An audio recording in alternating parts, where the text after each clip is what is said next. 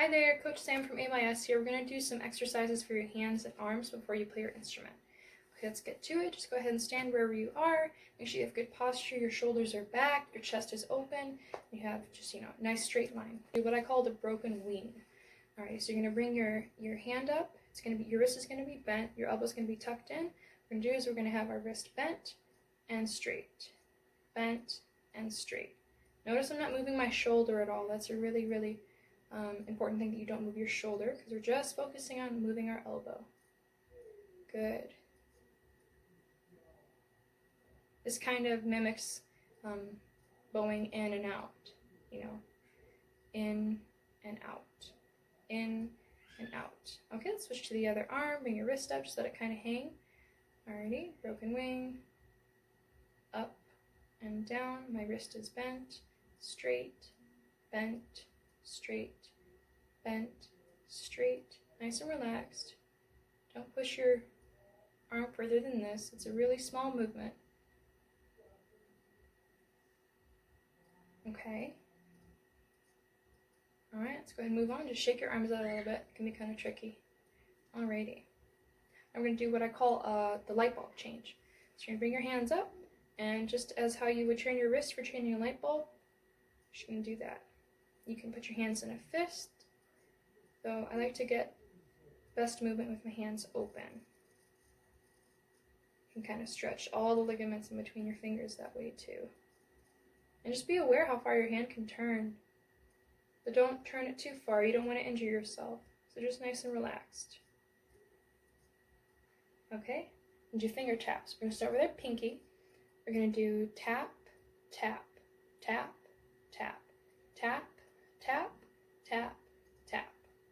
So just alternate in between your fingers. You can get slightly faster as we move on and increase the amount of taps. So 1, 2, 3, 1, 2, 3, 1, 2, 3, 1, 2, 3, 1, 2, 3, 1, 2, 3, 1, 2, 3, 1, 2, 3, 1, 2, 3. Now go ahead and alternate your fingers. That's kind of tricky. It's going to be pinky, pinky, middle, middle, thumb, thumb, first, first, third, third. Again, ready? Pinky, pinky, middle, middle, thumb, thumb, first, first, third, third. Okay, so still maintaining your good posture, go ahead and pick up your bow. What we're going to do is we're just going to hold our hand out like a stop sign. We're going to bend our thumb, put that on your spiral winding or any type of winding that you have right here on your bow. Put the tip of your thumb, the pad of your thumb, up there and slide it down until it's stuck on that little nub right there. Then you're going to bring your middle finger and wrap it around. Everything's going to be bent. It's not going to be, straightforward. It's going to be nice and bent like that, nice and natural. And if you notice, your third finger kind of wants to come down with it, so we'll go ahead and allow it. And it's going to be as close to that frog eye as you can get it. It's not going to be on top of your middle. It's also going to be bent. And I kind of have this, the second knuckle or the first knuckle is kind of what's resting on the stick right there, so that's important. Okay, on our first finger, we're going to bend and kind of tilt towards the tip on the spiral winding. It's going to be somewhere in between this pad and the spiral winding. You don't want it too far away, overextended and straight. You want it nice and bent and just naturally relaxed and leaning towards the tip. Okay, and our pinky is just going to rest on top. It's not going to be hanging on from the front or, kind of straight and taut on the screw of the bow. It's going to be nice and relaxed, nice and relaxed. Alrighty, and with that you should be able to do the following, what I call a bow flex. It's going to be extend, flex, extend, flex, extend, flex. I don't know if you can see, but I'm holding the bow right here as well. Extend, flex, and if you have time, you can also practice it with a regular mechanical pencil too. It kind of mimics what a bow looks like.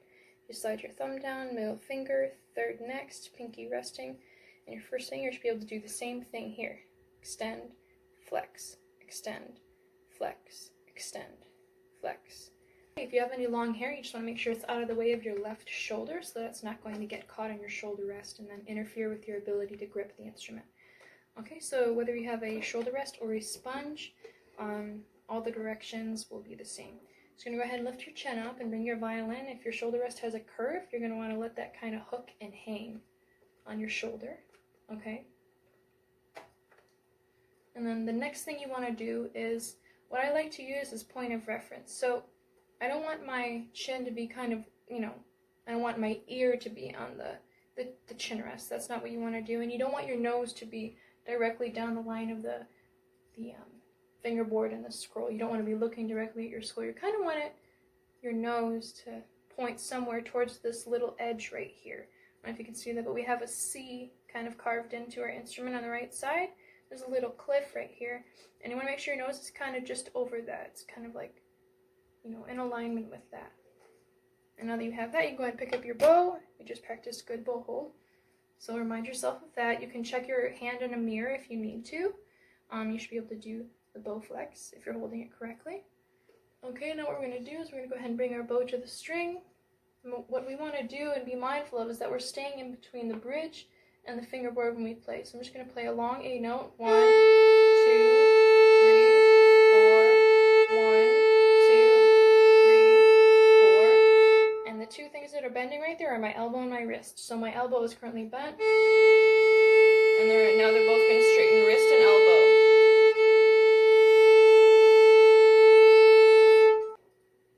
One of the ways I'd like to show you how you can practice keeping your hand in the correct bow position and just really watching for your bow staying straight in between the bridge and the fingerboard to make sure that you're not doing a diagonal bow in either direction is to not only do this in front of a mirror, but do what I call the minute bow.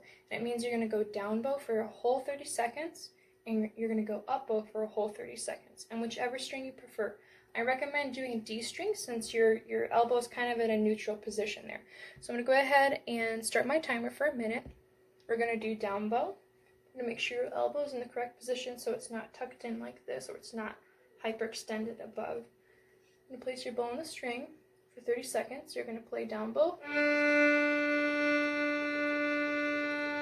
Try to keep as even of a sound as you can. Try not to stop in between.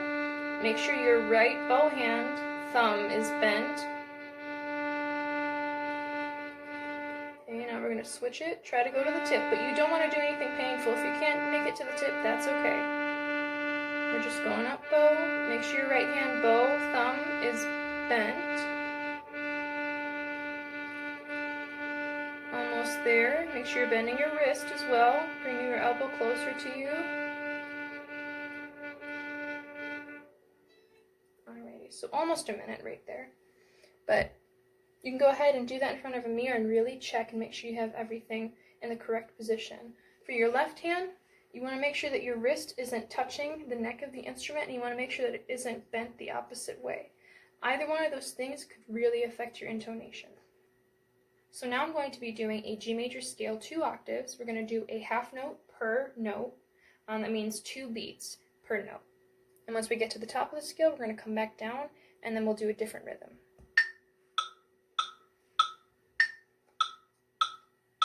1, 2, 1, 2, ready, and...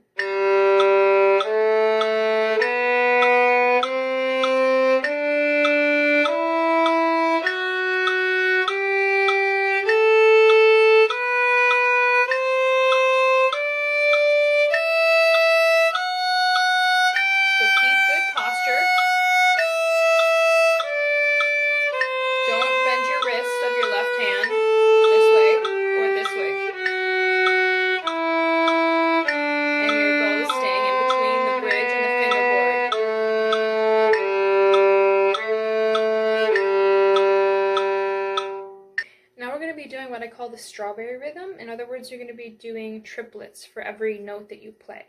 So you're going to do 3 triplets on every note. It's going to be strawberry, strawberry, strawberry, strawberry. Okay, let me go ahead and make sure that your elbow, when you're playing, your elbow's not behind you. You want to keep it nice and in front. So starting on open G, 2, 3, and a strawberry.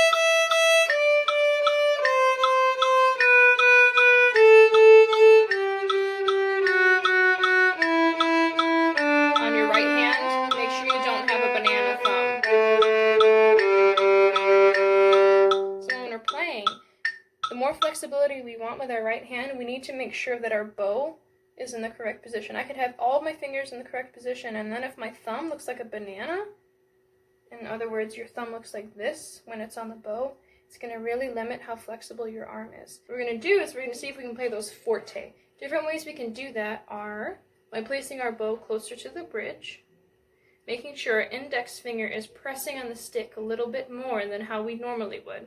It's going to create a lot of friction, and it's going to put a lot of weight on the bow, so it's going to give you a louder sound. Let me show you right here. So if I put my string, just a normal bow, but if I press down on the stick with my index finger, gives it a little more of a stronger, fuller sound. So let's go ahead and do triplets on those first 5 notes. It's going to be...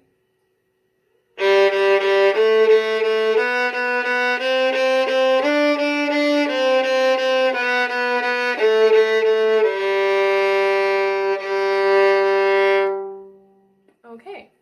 Next thing we're going to do is we're going to do that exact same thing, but we're going to see what we can do to play those notes softer and quieter. And the first thing you can do, same thing, it's the opposite. We're going to move our bow towards the fingerboard. We're going to play closer to the fingerboard. Let me show you why. Regular, volume. I'm going to play over the fingerboard. Okay? And now what we're going to do is we're going to do the opposite of what I said with, pressing your index finger into the stick and pressing the bow into the hair. We're going to do really, really lightly, almost like you're lifting the bow. Just try to reduce the amount of hairs that you have on the string, and that'll reduce your sound. You can do that by rolling the stick away from you, okay? And that means only a portion of your hairs are going to be on the string. So let's do that.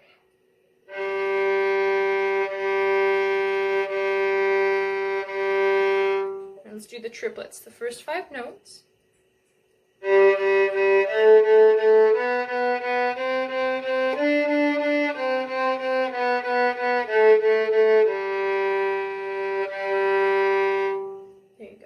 That we can do to make ourselves sound better right from the start, before and after we play, is to go ahead and grab one of your cleaning cloths you have in your case. If you don't have one of these or a microfiber cloth, you can just use a t-shirt. Just make sure it doesn't have any chemicals on it.